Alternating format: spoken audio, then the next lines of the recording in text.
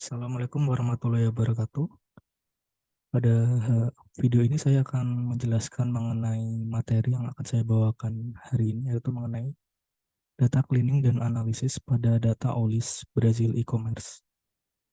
Pertama-tama saya akan menjelaskan dulu mengenai OLIS itu sendiri. OLIS adalah salah satu e-commerce yang beroperasi di kota Brazil. Dia menyediakan berbagai produk yang digunakan oleh customer yang tersebar di berbagai daerah di negara tersebut. Nah, data yang kita dapatkan nanti berupa data olis.db yang nantinya akan dibaca menggunakan library SQLite 3.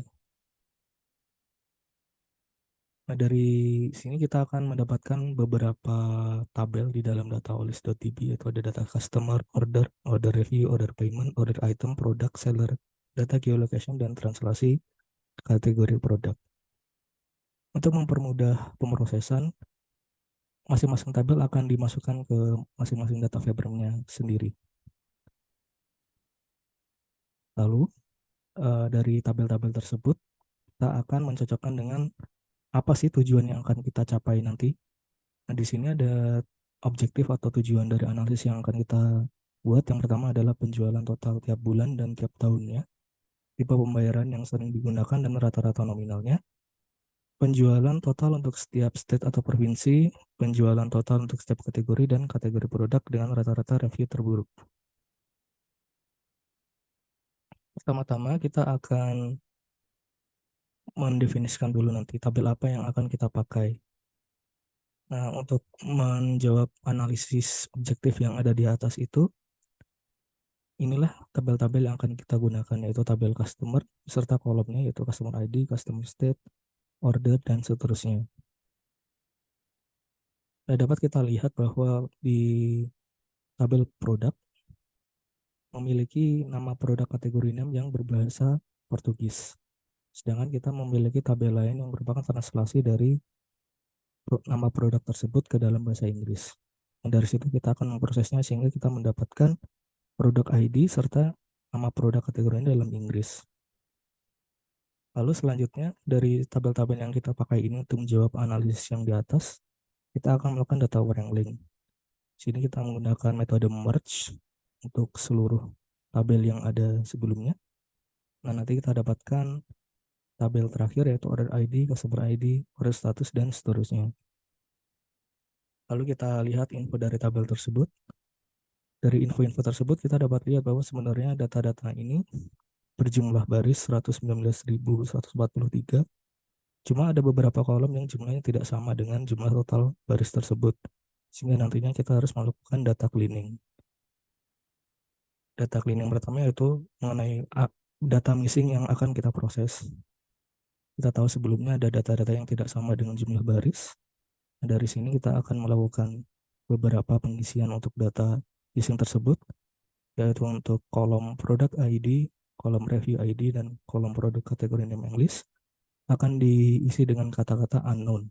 Sedangkan untuk price akan dicocokkan dengan nilai pada payment value, payment type akan menggunakan nilai modus, dan value akan menggunakan nilai price di kolom price, sedangkan untuk review score akan diisi dengan nilai modus juga. Ini kita akan menginput data unknown dulu, lalu kita mendapatkan nilai modus, nanti dimasukkan ke payment type dan review score, lalu kita mengganti nilai none pada price dari payment value dan nilai none pada payment value menggunakan data dari price. Data sudah bersih, lalu kita periksa apakah ada inkonsistensi format. Nah, dari sini kita lihat bahwa tidak ada inkonsistensi format. Semuanya memiliki nilai yang unik dan tidak ada yang seperti huruf besar dan huruf kecil. Lalu kita periksa outlier. Dari sini kita lihat bahwa pen value memiliki nilai maksimum yang lebih besar dibandingkan dengan kuartil ketiganya. Lalu kita coba uji filter data yang lebih dari batas outlier dengan dihitung menggunakan interquartile range. Lalu kita plot untuk kategori-kategori yang berada pada bagian data outlier. Dapat kita lihat bahwa beberapa kategori produk ada yang memiliki nilai yang paling besar, yaitu fixed telepon, komputer, dan juga art. Nah, sebenarnya karena ketiga barang tersebut bisa mungkin memiliki harga yang jauh dari nilai-nilai yang dijual oleh polis tersebut. Sehingga kita tidak dapat menganggapnya sebagai outlier yang harus dibuang.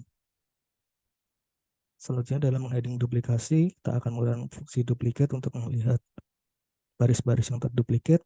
Lalu kita menggunakan fungsi drop duplicate untuk menghapus data duplikasi tersebut. Lalu kita mulai masuk pada analisa objektifnya. Kita tahu bahwa di tabel 5 ada order status, di mana nilai unitnya terdiri dari deliver dan lain-lainnya. Nah, di sini kita melihat bahwa untuk mendapatkan hasil penjualan kita harus mengexclude status cancel dan unavailable, karena kedua status tersebut berarti penjualan tidak dilaksanakan. Kita akan mendapatkannya menggunakan data negasi dari apakah dia terinclude, cancelled, dan unavailable. Di objektif 1 kita akan melihat penjualan total tiap bulan dan tiap tahunnya. Di sini dapat kita lihat bahwa penjualannya tiap bulan tuh semakin naik. Nah, kenapa di bulan September 2018 ini turun? Karena ada data yang kita dapat maksimum tanggal transaksinya tuh di tanggal 3 September, sehingga belum cukup untuk mendapatkan nilai total pembelian di bulan September itu sendiri. Kalau objektif 2 yaitu tipe pembayaran yang sering digunakan adalah kredit card, diikuti oleh boleto, voucher, dan debit card. Lalu untuk rata-rata nilai transaksinya paling besar adalah kredit card, boleto, debit card, dan voucher terakhir.